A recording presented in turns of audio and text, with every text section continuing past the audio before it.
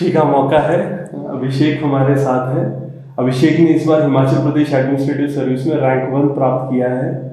बहुत बहुत congratulation. Thank you so much, thank you so much. तो बात बन गई फाइनली। जी सर। कैसा लग रहा है सर? बहुत अच्छा लग रहा है। जिस हिसाब से मेंस हुए थे तो एक्सपेक्ट तो किया था कुछ रैंक आएगा, but rank 1 was totally unexpected. तो उससे बहुत खुशी, फैमिली में भी बहुत खुश हैं। बच्चे जब नॉर्मली जो भी होते हैं वो मतलब जानना चाहते हैं आपके बारे में कि कौन है, कहाँ से आए हैं, तो कुछ उनको अपने बारे में बताएं। सर मेरा नाम अभिषेक है। मैं बेसिकली डिस्ट्रिक्ट मंडी से हूँ। उसके बाद तो मेरी स्कूलिंग जो हुई है वो डिफरेंट डिस्ट्रिक्ट से हुई है, नाहन से लेके सुंदरनगर, हमीरपुर। और उसके बाद सर मैंने इंजीनियरिंग की है NIT हमीरपुर से, इलेक्ट्रिकल इंजीनियरिंग में। उसके बाद I was placed in Tata power Delhi distribution limited, in which I worked for around 2 years। उसके बाद sir I thought of preparing for civil services, और उसके बाद मैंने रिज़ाइन किया है और I started preparing for civil services. और सर 2022 में अभी मार्च में HP फॉरेस्ट सर्विसेज में मेरा सिलेक्शन हुआ था, उसमें मेरा 3rd रैंक आया था। और sir right now I am working as assistant conservator of forest in Shimla forest division. बहुत टफ होता है जैसे ना कि आप एक जॉब में जैसे इनिशियली गए, और वो जिसमें नॉर्मली हर आदमी को यही क्वेश्चन रहता है, जो भी स्टूडेंट नॉर्मली देख रहे होंगे, कि मैं प्रिपरेशन करना चाहता हूँ तो डिसीजन कैसे लिया जाए कि हाँ मैं कर सकता हूँ या नहीं कर सकता हूँ, करनी चाहिए, कब करनी चाहिए, ये एस्पेक्ट। सर वो तो अब इंडिविजुअल का वेरी करता है, उनका क्या माइंडसेट है, किस रीज़न से वो सिविल सर्विसेज की प्रिपरेशन करना चाहते हैं। कोई सिर्फ एज अ जॉब सिक्योरिटी करते हैं, किसी का बहुत बड़ा मोटिव होता है टू सर्व द सोसाइटी। तो सर वो वेरी करता है, और आपको अपने अंदर पहचानना है कि आपका क्या मोटिव है सिविल सर्विसेज की प्रिपरेशन करने के लिए। और अगर आपको एक बार पता लग गया है, फिर आप जी जान लगा दीजिए उस चीज़ को पाने के लिए। और अल्टीमेटली अगर if you are true to yourself, आप डेडिकेटेड हैं अपने पढ़ाई से रिलेटेड, मतलब सभी चीज़ में जो भी आप कर रहे हैं, तो आप definitely you will reach to जो फाइनल गोल है। आपको कब क्लिक हुआ था कि अच्छा तैयारी करनी है? सर मैं टाटा पावर में जॉब कर रहा था, तो उधर I was involve with the corporate social responsibility. वहाँ पे CSR के प्रोग्राम्स होते थे, वहाँ पे हम झुग्गी झोंपड़ी क्लस्टर्स में विज़िट करते थे। तो वहाँ पे सर मैंने देखा वहाँ पे कंडीशंस जो लोग रह रहे हैं, वहाँ पे सैनिटेशन नहीं है, बेसिक अमेनिटीज़ नहीं है, वहाँ पे वाटर सप्लाई नहीं है, टॉयलेट्स नहीं है। तो I was literally very perplexed देख के सिचुएशन। तो मैंने सोचा कि वहाँ पे क्यों उनको सर्विसेज नहीं मिल पा रही हैं, क्या रीज़न है, गवर्नमेंट के स्कीम्स तक वहाँ पे उनको आइडिया नहीं है। तो these things I discussed with my family members. तो उन्होंने बोला कि if you can prepare for this exam, and अगर आप इसमें आएंगे तो आपके पास अपॉर्चुनिटी मिलेगी, आपको फाइनेंशियल पावर मिलेगी, आपको एडमिनिस्ट्रेटिव पावर मिलेगी। जो डाउन ट्रोडन पीपल हैं, पिछड़ा वर्ग है हिमाचल में, उनकी हेल्प करने के लिए। तो उस टाइम पे मैंने डिसाइड किया था। अपार्ट फ्रॉम दैट सर मेरी फैमिली मेम्बर्स भी गवर्नमेंट उसमें हैं। मेरे पिताजी प्रोसिक्यूशन डिपार्टमेंट से डिस्ट्रिक्ट अटॉर्नी रिटायर हुए हैं। मेरी सिस्टर हैं सर हिमाचल जुडिशल सर्विसेज में, वो सिविल जज धर्मशाला में। तो उन्होंने भी काफ़ी मोटिवेट किया एडमिनिस्ट्रेटिव सर्विसेज की तैयारी करने के लिए। तो उसके बाद I totally made up my mind कि I have to go for this. Family का सपोर्ट बहुत इंपॉर्टेंट होता है, जैसे हम देखते हैं ना, इवन जैसे कई पेरेंट्स भी देख रहे होंगे, तो क्योंकि बच्चे को जो देखते थे कि ये भी पहला अटेम्प्ट है, कई बार नहीं हुआ, उन लोगों के लिए आपका क्या मैसेज है? मान लो जैसे पेरेंट्स है वो देख रहे हैं कि बच्चा जब प्रिपेयर कर रहा है, तो उनकी तरफ से कैसा सपोर्ट चाहिए होता है? सो पेरेंट्स को तो ये देखना चाहिए कि अगर बच्चा प्रिपेयर कर रहा है तो हमेशा नहीं है कि फर्स्ट अटैम्प्ट में ही आपको सक्सेस मिल जाएगी। 99.9% केस चांस होंगे कि आप फेल करेंगे फर्स्ट अटैम्प्ट में, क्योंकि सर सक्सेस रेशियो ही इतना कम है इस एग्ज़ाम में।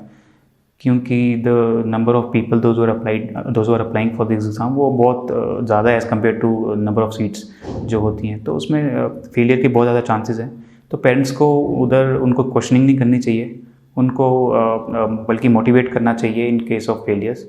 बाकी अगर कोई स्टूडेंट डिमोटिवेटेड है तो उसको खुद भी अपने पेरेंट्स से कंसल्ट करना चाहिए। फ्रेंड्स के लिए क्या सजेशन रहेगा आपका इसमें? सो स्टूडेंट्स के लिए ये सजेशन रहेगा कि अगर आप कहीं अनसक्सेसफुल रह रहे हैं तो उसमें कुछ ना कुछ गलतियाँ होंगी। ऐसा नहीं है कि आपकी कुछ भी गलती नहीं होगी और आप सक्सेस आपको नहीं मिल पाई। तो आप मेनली उनको ये करना है कि उनको एनालाइज करना है कि कहाँ कमियाँ रह गई हैं, क्या गलतियाँ हैं, फिर एक बार जब एनालाइज कर लें, उनको टीचर्स से डिस्कस कर लें, फ्रेंड से डिस्कस कर लें कि ये कमी है, उनको एनालाइज करने के बाद जो निष्कर्ष निकलेगा उस पर काम करें, अपनी वीकनेसेस पे काम करें और अगला अटैम्प्ट बिल्कुल फुल विगर के साथ दें, तो डेफिनेटली वो अच्छा परफॉर्म करेंगे। देखिए कॉन्टिन्यूसली ऐसा है ना कि जैसे प्रीलिम्स, मेंस इंटरव्यू, आपने इवन यूपीएससी के इंटरव्यूज भी मतलब मेंस लिखा था आपने ना, तो नॉर्मली जब जो बच्चा प्रिपेयर कर रहा है उसके लिए हमारी क्या सजेशन रहेगी स्पेसिफिकली, जैसे प्रीलिम्स है, पहले तो कि प्रीलिम की आपकी क्या स्ट्रेटजी रही, और कई बार ना बच्चे बुक लिस्ट भी पूछते हैं और अच्छा लगता है कि भाई हमको टॉपर की बुक लिस्ट जानना चाह रहे हैं, तो मतलब क्या कैसे प्रीलिम्स के लिए तैयारी की जाए? सर प्रीलिम्स के लिए बेसिकली एक जीके टेस्ट है। बेसिकली आपको basically history, geography, polity, economics ये सब पढ़ना है। जैसे पॉलिटी के लिए सर मैंने लक्ष्मीकांत रेफ़र की थी, उसी को कम से कम 30-40 बार पढ़ा है। और उसके बाद मॉडर्न हिस्ट्री के लिए सर स्पेक्ट्रम वो की थी रेफ़र, और ज्योग्राफी के लिए एनसीईआरटीज़ रेफ़र की थी, इकनॉमी के लिए भी एनसीईआरटीज़ रेफ़र की थी, और एक रमेश सिंह बुक आती है वो स्पेसिफिकली यूपीएससी के लिए मैंने प्रेफर की थी, नॉट फॉर एचएस, उसका इतना रेलेवेंस नहीं है एचएस के लिए। और सर एक इन्वायरमेंट के लिए शंकर आईएएस की बुक आती है, वो मैंने रेफ़र की थी। और एचपीजीके के लिए सर जगमोहन बलोकरा आती है, मैंने रेफ़र की थी। जी सर। और जब जैसे प्रिपरेशन कर रहे हैं तो एमसीक्यू कितना इम्पोर्टेंट है, मतलब एमसीक्यू को प्रिपेयर करना या जैसे टेस्ट सीरीज को करना प्रीलिम्स के लिए? सर टेस्ट सीरीज़ अगर हम प्रीलिम से पहले अगर अटेम्प्ट करके जाएंगे एक्चुअल पेपर से पहले, तो उसमें बहुत चांसेस हैं कि आपको पहले से पता होगा कि आपकी क्या स्ट्रेटेजी रहेगी एग्ज़ाम में। जैसे फॉर एग्जांपल सर इस साल जो एचपीएस का प्री आया था वो बहुत लेंथी था। अगर किसी ने पहले से प्रैक्टिस नहीं की होगी तो डेफिनेटली उसको बहुत टाइम लगेगा उसको सॉल्व करने के लिए। अल्टीमेटली बहुत लोग ऐसे थे, they were not able to complete their paper. तो अगर पहले से प्रैक्टिस होगी सर तो डेफिनेटली वो टाइम मैनेजमेंट कर पाएंगे, उनको थोड़ा क्वेश्चन से नॉलेज भी मिलेगा कि एक्स्ट्रा जो टिप्स एंड बिट्स होते हैं, फैक्ट्स होते हैं, वो मिलेगा। बाकी सर प्रैक्टिस तो मस्ट है प्रीलिम्स के लिए भी। डेफिनेटली जैसे होता है ना कि बार बार क्वेश्चन करना बहुत इम्पोर्टेंट है। मेंस की क्या स्ट्रेटजी रही है आपकी? सर मेंस में मेरी स्ट्रेटजी तो ये थी GS1 के लिए, जैसे मॉडर्न हिस्ट्री के लिए स्पेक्ट्रम में रेफ़र की थी, और उसमें बाकी जो सब्जेक्ट्स हैं, मतलब जो नॉर्मल इंटरनेट सर्फिंग, बाकी जो ज्योग्राफी जैसे वगैरह है वो तो एनसीईआरटी जो प्रीलिम्स के लिए जो सोर्स था वही था। लेकिन जो एक्स्ट्रा थोड़ा उसमें ऐसे टॉपिक्स होते हैं वो हमें देखना है कि टॉपिक्स कौन कौन से हैं। जो बुक्स में नहीं मिल रहे हैं उसको आप गूगल सर्च करिए, गूगल सर्च करके अपने बिल्कुल कंसाइज नोट्स बनाइए। 1 पेज का एक नोट होना चाहिए सर, बल्कि हाफ पेज का एक नोट होना चाहिए, बिल्कुल कंसाइज, छोटा छोटा। उससे फ़ायदा ये होता है कि अगर एक ही पेज में आपको बहुत सारी इन्फॉर्मेशन दिखती है तो आपके माइंड में वो फोटोग्राफिक मेमोरी रहती है कि इस कॉर्नर में ये लिखा था, उस कॉर्नर में ये लिखा था, तो उससे ये फ़ायदा होता है। सर जैसे मेरे शॉर्ट नोट्स थे उसको मेरे अलावा कोई और पढ़ ही नहीं सकता था, इतने शॉर्ट थे वो। तो उसके लिए नोट्स बहुत इंपॉर्टेंट है, क्योंकि सर एंड में जब एक्चुअल एग्ज़ाम्स होते हैं उसमें बिल्कुल गैप नहीं होता है बीच में, और एक दिन में पूरा रिवाइज़ करना पड़ता है। तो वो बिल्कुल शॉर्ट नोट्स होंगे सर, जो भी हमने मॉडर्न हिस्ट्री, ज्योग्राफी, GS1 में, और जो मतलब करंट अफेयर्स के जो भी हैं, बिल्कुल शॉर्ट नोट्स होंगे। तो आप एक दिन में बिल्कुल वो रिवाइज़ करके जाएंगे, और सर रिवाइज़ करके अगर जाएंगे तो उसका सबसे ज़्यादा फ़र्क पड़ता है मेंस के मार्क्स में। अदरवाइज़ अगर आप लास्ट डे रिवाइज़ नहीं कर पा रहे हैं, बेशक आपने पूरा साल कितना भी पढ़ा है, अगर लास्ट डे रिवाइज़ नहीं कर पा रहे हैं तो you will not be able to perform well in mains. तो मेन जो है शॉर्ट नोट्स बनाने का होता है।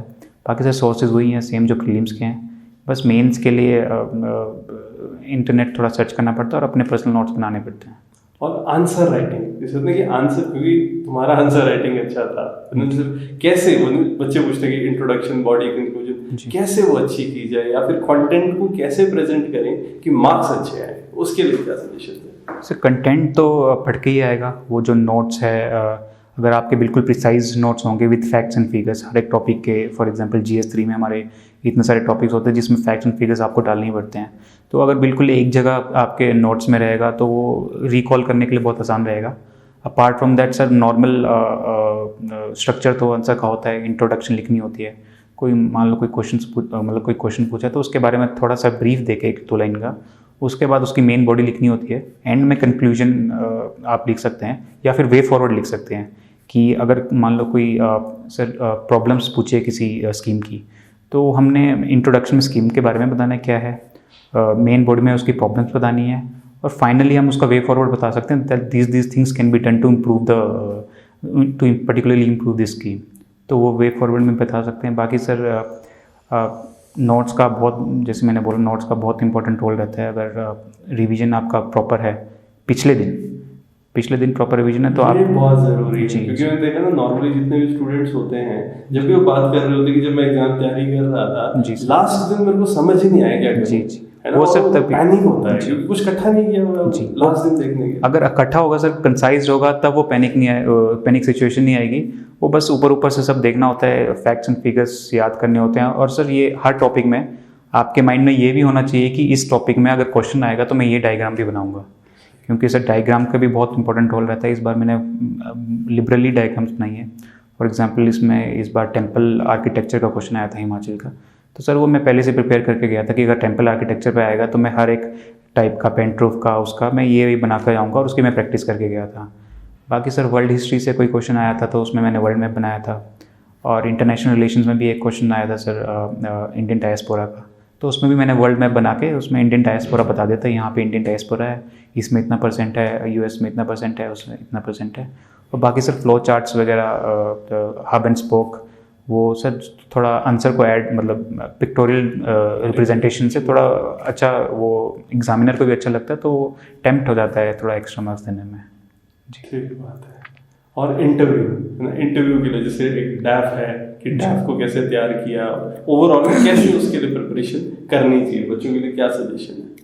सो इंटरव्यू बेसिकली पहले तो मिसकंसेप्शन होता है कि इंटरव्यू में आपका वो जनरल नॉलेज टेस्ट कर रहे हैं। First and foremost interview is not about general knowledge, it's about your personality. तो वो सर पर्सनैलिटी आपकी जज करेंगे वहाँ पे, रादर देन कि आपको क्या आता है, क्योंकि वो आपका प्रीलिम्स और मेंस में वो हो गया है, टेस्ट हो गया जी। बाकी सर अगर इंटरव्यू में अच्छा परफॉर्म करना है तो अच्छा रहता है कि आप पहले से मॉक इंटरव्यूज़ दें। जैसे मैं यहाँ पे आया था, मॉक इंटरव्यू दिया, उसके बाद फीडबैक लिए, तो उसमें बताया कि क्या कमियाँ थी इंटरव्यू में, कुछ जेस्चर में, कुछ आंसर डिलीवरी में। तो वो सर जैसे जैसे मॉक टेस्ट देंगे वैसे वैसे इंप्रूव होता जाएगा, और फाइनली जो इंटरव्यू बोर्ड मेंबर्स हैं वो आपको जज करेंगे ऑन योर पर्सनैलिटी। वो बेशक टफ क्वेश्चन भी पूछ सकते हैं स्टार्टिंग में, जस्ट टू परप्लेक्स यू। अगर आपको नहीं आ रहा है तो सीधा you can say that I am sorry sir, I am not able to recall the answer, I will go and read about it.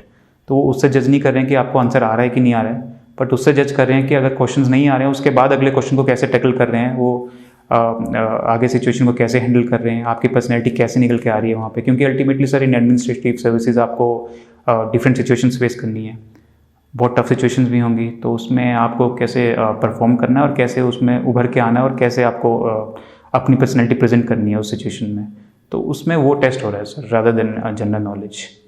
सही बात है।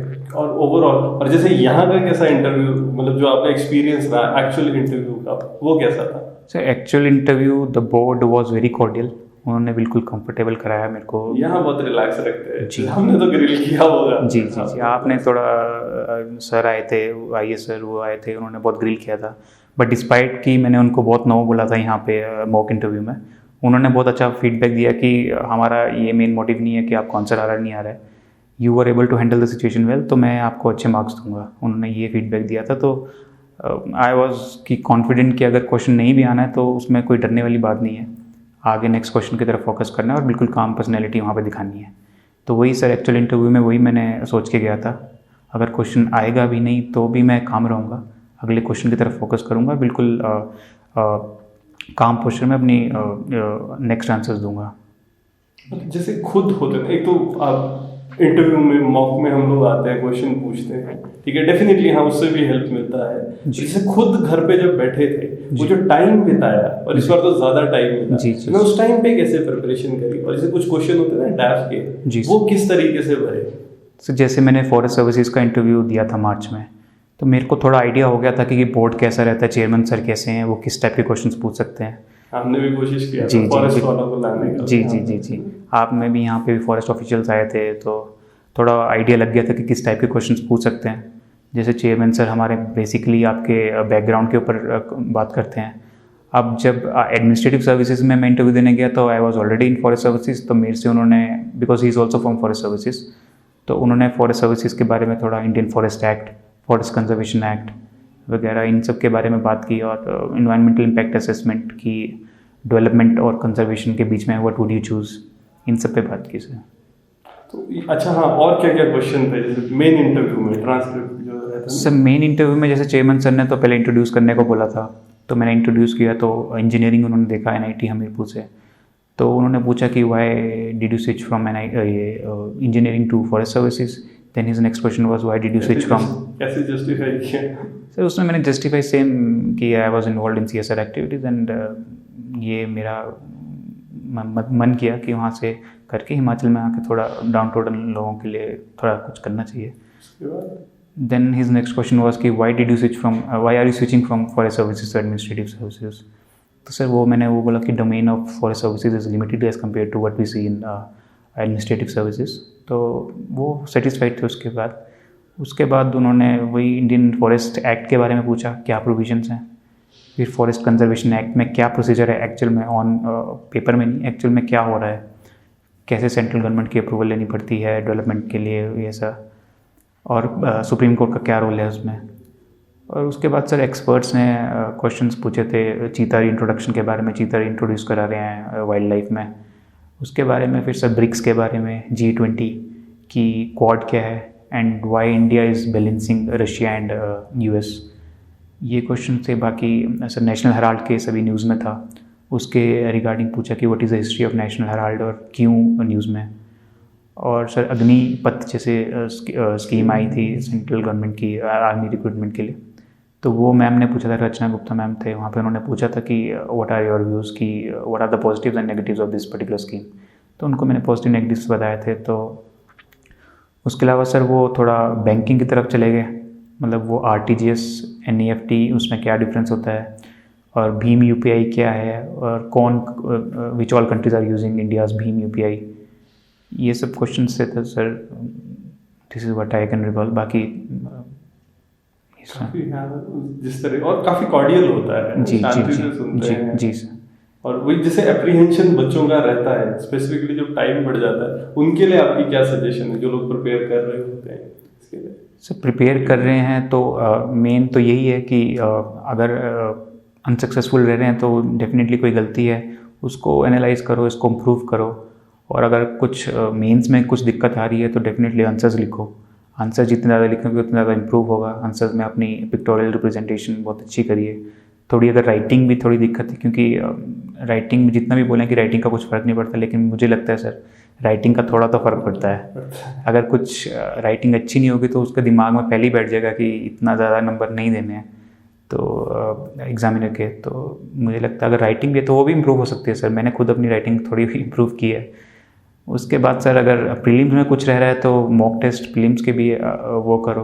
अगर आपको लग रहा है कि मतलब आपकी नॉलेज में कुछ कमी है तो वही बेसिक बुक्स है उनको बार बार पढ़ो, 25 बार पढ़ो, 30 बार पढ़ो, बट आपके टिप्स में होने चाहिए। जैसे लक्ष्मीकांत तो that should be on your tips, spectrum that should be on your tips.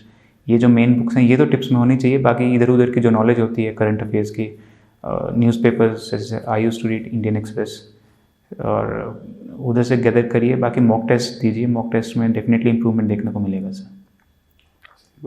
पर नहीं, जैसे पीरियड है ना लंबा है जी, स्ट्रेस भी होता है, बच्चे परेशान भी होते हैं, तो कॉन्स्टेंटली ना वही कि आपने स्ट्रेस को कैसे मैनेज किया, क्योंकि परेशान होते रहते हैं बीच में, अलग अलग तरीके की चीज़ें आती है जी। स्ट्रेस तो सर पार्ट एंड पार्सल है प्रिपरेशन का, क्योंकि बहुत बार खुद को क्वेश्चनिंग करनी पड़ती है कि whether you have taken the right step or not for preparing this exam. तो उस केस में sir I used to meditate every single day. I used to wake up and do meditation. First I used to do exercise and उसके बाद मैं meditation करता था for 20-25 minutes. तो उससे थोड़ा माइंड रिलैक्स रहता था, उससे थोड़ा कंसंट्रेशन भी बढ़ती थी। और अपार्ट फ्रॉम दैट सर बीच बीच में मैं अपने फ्रेंड्स के साथ घूमने निकल जाता था। तो that is also very important. अगर आप मोनोटोनस लाइफ जिएंगे, सुबह उठ रहे हैं, पढ़ रहे हैं, सो रहे हैं, तो उससे स्ट्रेस बिल्डअप होगा और तुम्हारे दिमाग में सर एस्पिरेंट्स के दिमाग में यही रहेगा कि मतलब उनके दिमाग में सिर्फ पढ़ाई वढ़ाई चलती रहती है। तो I don't think that is a right option. आपको थोड़ा लेजर एक्टिविटीज़ भी करनी चाहिए, थोड़ा कोई और हॉबी है किसी की गिटार बजाना होती है, किसी की कुकिंग, कुछ भी होती है, तो वो भी करना चाहिए। अपने पेरेंट्स से बात करें, फ्रेंड से बात करें, और मतलब मोनोटनी ना लाएं लाइफ में, और थोड़ा लीजर एक्टिविटीज़ को भी बहुत टाइम दें।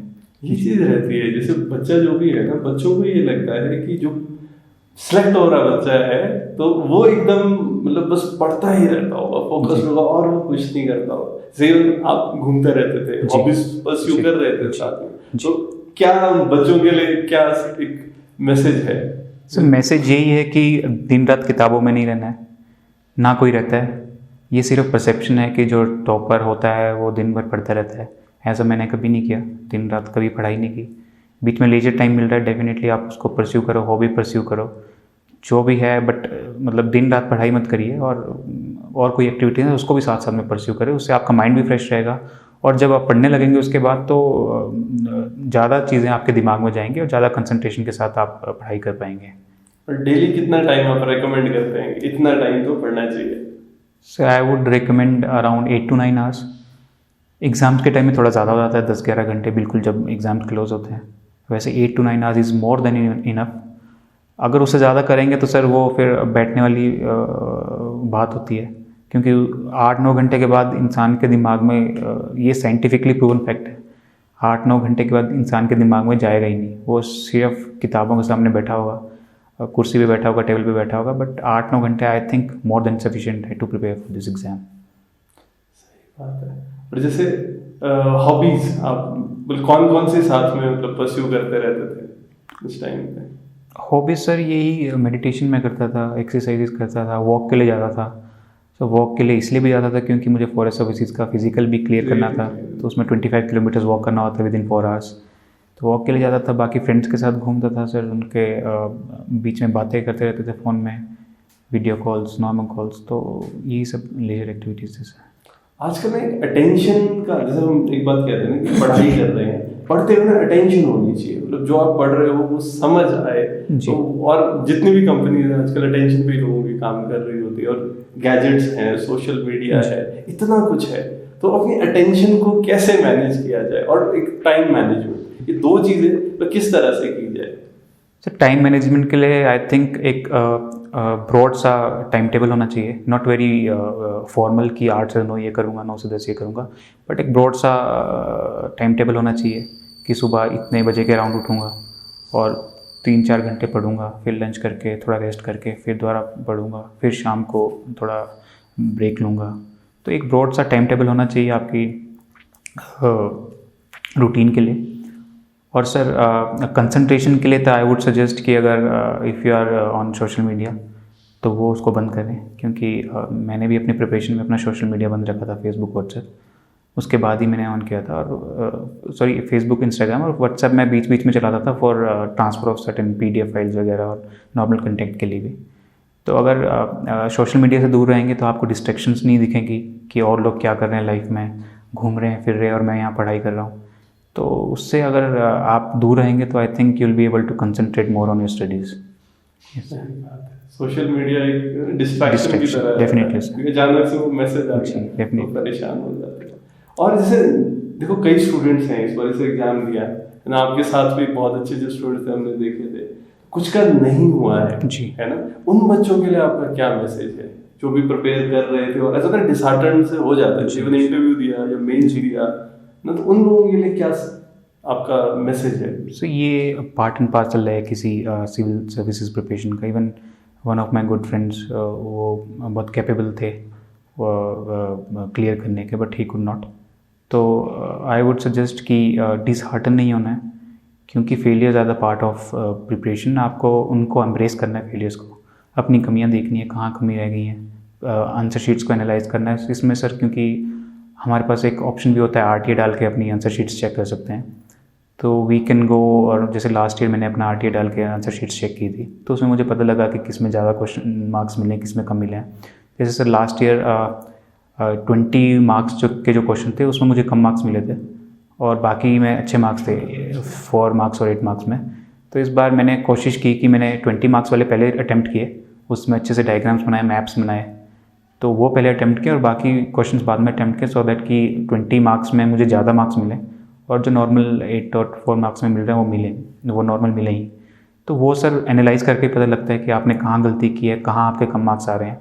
और वही आई वुड सजेस्ट कि अगर कोई मेंस में किसी के कम मार्क्स हैं आ रहे हैं या फिर इंटरव्यू में कुछ हो रहा है, तो वो मेंस में जाके आरटीए से अपना कमीशन में जाके पेपर देखें और देखें कहाँ किस क्वेश्चन में, किस टाइप के क्वेश्चन में कम मार्क्स मिल रहे हैं और उसको इम्प्रोवाइज़ करें।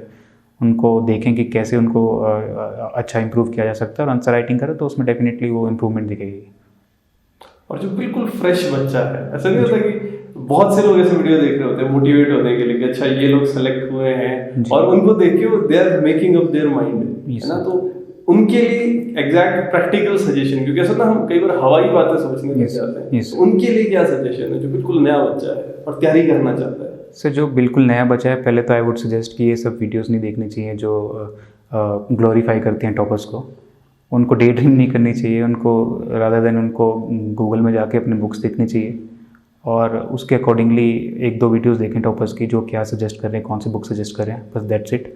बार बार टॉपर्स की वीडियोस नहीं देखनी चाहिए अगर कोई फ्रेश प्रिपेयर कर रहा है या फिर मोटिवेशन की उसको ज़रूरत है, क्योंकि अगर आपके अंदर डेडिकेशन है तो मोटिवेशन इंटरनल अपने आप आ ही जाएगी। तो जो फ्रेशली प्रिपेयर कर रहा है तो उनको डे ड्रीमिंग से हटकर और कैसे प्रिपेयर करना चाहिए, जैसे इनिशियली भी स्टार्ट कर रहा है तो वो किस तरीके से स्टार्ट करें? Initially sir I would suggest थोड़ा न्यूज़पेपर पढ़ना स्टार्ट करें। जैसे मैंने जब स्टार्ट किया था तो I did not have any idea about current affairs, parliament, ये कुछ मुझे आइडिया नहीं था, तो मैंने धीरे धीरे न्यूज़पेपर पढ़ना स्टार्ट किया। उसके बाद आई स्टार्टेड विद लक्ष्मीकांत को पढ़ा, फिर मॉडर्न इंडिया में मैंने स्पेक्ट्रम को पढ़ा।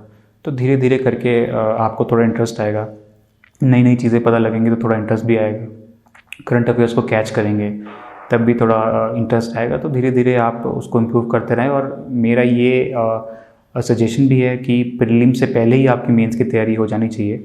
ऐसा नहीं है कि हम प्रीलिम्स, सर मोस्टली मैंने देखा है कि लोग प्रीलिम्स के पीछे भाग रहते हैं, जी, फिर मेंस की, बिल्कुल सर। अगर प्रीलिम्स के बाद हम मेंस की तैयारी स्टार्ट करेंगे तो डेफिनेटली उसमें इतना आउटपुट नहीं मिलेगा, क्योंकि टाइम बहुत कम होता है। सिर्फ इस बार भी 2 महीने थे, 2 महीने में आपको नोट्स भी बनाने हैं, ऑप्शन भी प्रिपेयर करना है, जीएस के सब्जेक्ट्स भी प्रिपेयर करने हैं, तो वो प्रैक्टिकली फिजिबल नहीं हो पाता है। अंदर इंटरनल वो तो रहता है कि अच्छा हमने कर लिया है, लेकिन आपके अलावा कोई और है जो प्रीलिम से पहले ही अपना सारा प्रिपेयर करके बैठा है मेंस, और प्रीलिम्स के बाद जैसे ही प्रीलिम्स क्लियर होता है वैसे ही अपने रिवीजन में स्टार्ट हो जाता है।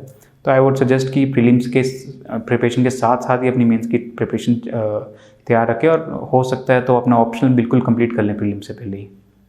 ऑप्शनल, जैसे आपने ऑप्शनल लिया था, ऑप्शनल के लिए आपकी क्या सजेशन थी या स्टूडेंट्स की? और आपका हॉर्टिकल्चर था, आपने कैसे प्रिपेयर किया? Sir first suggestion would be कि इसमें इतना नहीं सोचना होता है कि मेरा इंटरेस्ट किस में नहीं है।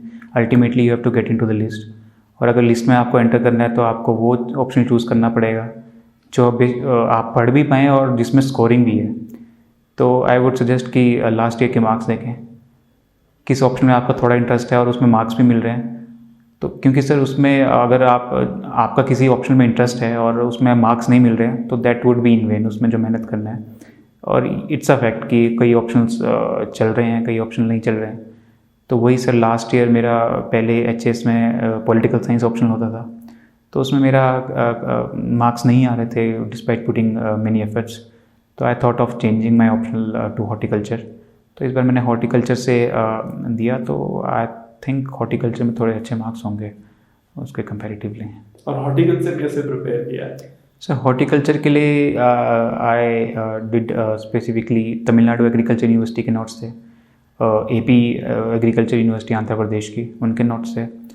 और सर ये हमारी पालमपुर में यूनिवर्सिटी है, उनके ऑनलाइन नोट्स रहते हैं, तो वो नोट्स लेके प्लस सर हॉर्टिकल्चर के लिए एक एनसीईआरटी की बुक्स भी आती हैं जिसमें स्पेसिफिकली फ्लोरिकल्चर अलग से होता है, फ्रूट्स वाला अलग से होता है, और फ्लोरिकल्चर अलग से होता है, और ओलेरिकल्चर मतलब वेजिटेबल्स वाला वो अलग से रहता है। तो वो भी बेसिक अंडरस्टैंडिंग के लिए मैंने एनसीईआरटी से स्टार्ट किया। उसके बाद I picked Tamil Nadu agriculture university and Andhra Pradesh agriculture university, और उसके अपने बिल्कुल शॉर्ट नोट्स बनाए, बिल्कुल कंसाइज नोट्स। और उससे फ़ायदा ये हुआ कि एक दिन का जो गैप मिलता है जीएस और ऑप्शनल के बीच में, तो I was able to revise whole syllabus within 1 day. तो ये मेरा हॉर्टिकल्चर, वो बहुत ज़रूरी है कि लास्ट तक आता है कि लास्ट 1 महीना कैसे तैयारी कर रहे हैं, फिर लास्ट हफ्ता और आखिरी दिन डेफिनेटली वो किस तरीके से तैयार किया जा रहा है। जी उस पर बहुत फर्क पड़ता है। yes. और देखिए आपने एग्जाम इतनी बार दिए, तो क्या मिस्टेक्स आपको लगती है जो आपने नेक्स्ट टाइम के लिए इम्प्रूव अपॉन करी? जैसे सर फर्स्ट टाइम तो मेरा प्रीलिम्स भी क्लियर नहीं हुआ था, तो उसमें मुझे क्योंकि I was preparing for UPSC, तो मैंने बिना HPG के पढ़े एग्ज़ाम दे दिया हिमाचल प्रदेश एडमिनिस्ट्रेटिव सर्विसेज का। तो आई थिंक उसमें मैंने देखा कि बाकी तो ठीक है, नेशनल लेवल का और बाकी जो जीके है वो तो अच्छा है, लेकिन HPGK में I was only able to score 2 और 4 मार्क्स आउट ऑफ 40 मार्क्स, जितने का भी 20 क्वेश्चन होते हैं। तो I thought of making notes of HPGK। तो उसमें मैंने बिल्कुल एक अपनी सेपरेट नोटबुक बनाई HPGK की, उसमें बिल्कुल शॉर्ट से अपने सारे नोट्स बनाए, हिस्ट्री, ज्योग्राफी, HPGK की। तो डेफिनेटली नेक्स्ट अटैम्प्ट में जब उसको मतलब अच्छे से HPGK पढ़ के दिया, तो I was able to score very comfortable over cut off. तो ये अपना मतलब मैंने सीखा प्रीलिम्स में कि HPGK नहीं था तो डेफिनेटली नहीं होना था।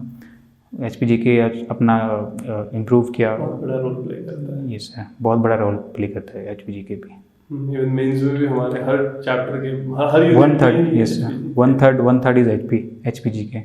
तो अगर HPGK में आपकी कमांड नहीं है तो प्रीलिम्स में अगर हो भी जाए इन केस, तो मेंस में काफ़ी दिक्कत आएगी। तो अगर if you want to excel in HP administrative services, then HPGK is also must. और क्या क्या स्ट्रगल फेस किए? ऐसा होता है ना कि बीच में ये दिक्कत आई, वो दिक्कत आई, उसको कैसे हैंडल किया? स्ट्रगल जैसे सर 3-4 साल का गैप था बीच में, तो उसमें थोड़ा मतलब ये सोचने में मजबूर हो जाता था कि अभी भी अनएम्प्लॉयड है, कब जॉब लगेगी। तो वो थोड़ा दिमाग में रहता था, लेकिन इतना अपने अंदर थोड़ा विश्वास था कि कभी ना कभी कुछ ना कुछ तो कर ही लेंगे।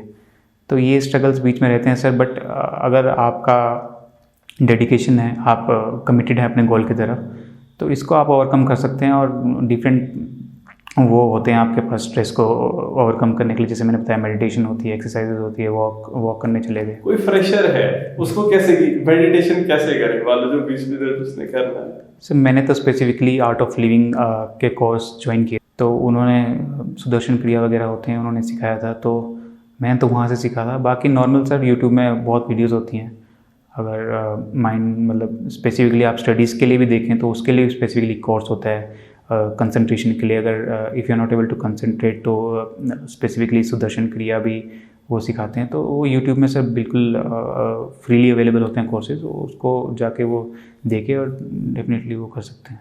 और पीयर ग्रुप का कितना रोल आप देखते हैं, जो आपके आसपास लोग हैं?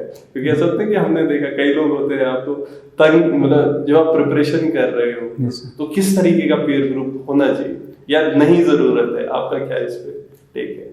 Sir in case of studies I would suggest self study, लेकिन अगर आपके साथ आपके फ्रेंड्स प्रिपेयर कर रहे हैं तो सर वो मोटिवेशनल फैक्टर रहता है कि साथ में कोई और भी है प्रिपेयर करने के लिए। जैसे मेरे साथ सर HPS इंटरव्यू देने वाले मेरे 7 फ्रेंड्स थे और सातों मेरे बैचमेट्स थे। तो ये मोटिवेशनल फैक्टर भी एक्ट करता है इन केस ऑफ आपको कुछ डाउट्स हैं, कुछ डिस्कशंस करनी है, वो फ़ोन में डिस्कशंस हो जाती हैं, कुछ आगे की रोड मैप बनाना है इन केस ऑफ अगर फेलियर है, तो वो बहुत बड़ा रोल प्ले करता है। अपार्ट फ्रॉम दैट सर अगर फैमिली है, अगर फैमिली आपकी सपोर्टिंग है, तो उससे बेस्ट चीज़ कुछ नहीं हो सकती। तो फैमिली को भी सर आई वुड सजेस्ट कि उनको प्रेशराइज़ नहीं करना चाहिए स्टूडेंट को, क्योंकि फेलियर अगर आ रहा है तो दैट मतलब उसका ये चांसेस भी हैं कि वो because of less success rate in exam उसकी वजह से आ रहा है, ना कि वो पढ़ाई नहीं कर रहा है स्टूडेंट जो भी है। तो फैमिली को भी इतना एक्स्ट्रा प्रेशराइज़ नहीं करना चाहिए, और अगर फैमिली सपोर्टिंग है तो डेफिनेटली जो प्रोसेस है वो बहुत ईजी बन जाती है। यहाँ रमन एकेडमी का आपका एक्सपीरियंस कैसा रहा? रमन एकेडमी का बहुत अच्छा एक्सपीरियंस था। यहाँ पे सर जो फीडबैक मिला, IAS वो आए थे, सर आए थे, और फॉरेस्ट उसमें से भी ऑफिशियल्स आए थे, तो उन्होंने भी थोड़ा पवन सर जी, गोपाल जी IAS वो आए थे, तो उन्होंने भी जो फीडबैक दिया कि how you should present your self in front of the board, और वो मतलब क्या आप में कमियां हैं और क्या क्या, फॉर एग्जांपल सर जैसे फॉरेस्ट के लिए आए थे सर, पवन सर आए थे, तो उन्होंने बताया कि these all things that you have to prepare for forest services interview. और एक्चुअल में फॉरेस्ट में थोड़ा उससे पूछा गया कि मतलब आपके एरिया में कौन सी ट्रीज़ हैं और मतलब क्या डाइवर्सिटी है, तो उसमें डेफिनेटली बहुत हेल्प हुआ है। बाकी हमने सर डिस्कशंस बहुत किया है मेंस के बाद, तो उसमें डेफिनेटली बहुत हेल्प किया है। आपके जो सजेशन थे उसको मैंने इम्प्रोवाइज़ किया, उसमें इंक्लूड किया अपने प्रिपरेशन में, तो डेफिनेटली उसका बहुत फ़ायदा रहा इससे। और फ्यूचर कैसा देखते हो? मतलब अब ऐसा होता है कि ये मेरे प्लान्स है, क्या क्या दिमाग में क्या आ रहा है कि आगे क्या करना है, कैसा होगा? फ्यूचर सर, अभी ट्रेनिंग ज्वाइन करेंगे, उसके बाद जो रोल्स एंड रिस्पॉन्सिबिलिटीज़ मिलेंगी तो उसके अकॉर्डिंगली काम करेंगे। फर्दर सर मैंने सोचा है कि एजुकेशन सेक्टर में मैं काम करना चाहूँगा, स्पेसिफिकली क्वालिटी ऑफ टीचर्स, उनकी जो ट्रेनिंग है उसमें, और इंफ्रास्ट्रक्चर जो लेवल है हिमाचल का, आई थिंक उसमें the infrastructure is not well developed in Himachal Pradesh as far as school is concerned. तो आई वुड कि मतलब ये मतलब काम करना चाहूँगा कि डिफरेंट जो विलेजेस हैं वहाँ पे जाएँ, उनका इंफ्रास्ट्रक्चर यूज़ करें। वहाँ पे बेंचेस वगैरह अवेलेबल नहीं है अभी करंटली, तो ये इस एजुकेशन सेक्टर में definitely I would like to work. और जैसे मतलब कि इमीडिएटली जैसे सिलेक्शन हुआ तो याद आती है कुछ लोगों की, Yes. इन लोगों का बहुत बड़ा रोल रहा है जी। तो किन लोगों को आप जैसे थैंक यू बोलना चाहेंगे? सो डेफिनेटली गॉड का तो बहुत बड़ा रोल रहता है इसमें, क्योंकि आई थिंक अगर 80% आपकी मेहनत है तो 20% आपका लक भी है to get the top rank in किसी भी एग्ज़ाम में। उसके अलावा सर पेरेंट्स का, मेरी सिस्टर हैं, मेरे जीजा जी हैं, उन्होंने बहुत सपोर्ट किया मुझे, बहुत मोटिवेट किया।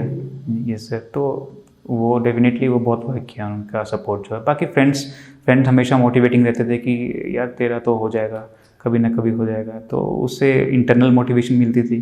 तो डेफिनेटली सर फ्रेंड का भी बहुत बड़ा रोल रहता है। yes, आगे है ना हम आपको बहुत बहुत ना अच्छी ये अपनी विशेष देते हैं और हम चाहते हैं कि आप डेफिनेट, क्योंकि देखा है ऐसा ना कि एक टाइम हो गया है और ओवर द पीरियड आप खुद भी बहुत इवॉल्व कर रहे हो। Yes, एक चीज़ बहुत अच्छी है तुम्हारे लर्निंग प्रोसेस है ना, जो भी नई बात आपको पता लगती है बहुत जल्दी इनकॉर्पोरेट कर लेते हो। Yes. We wish you all the best, और हमें पता है कि अब हमारी स्टेट सही काबिल हाथों में है। Thank you so much, thank you so much, thank you so much.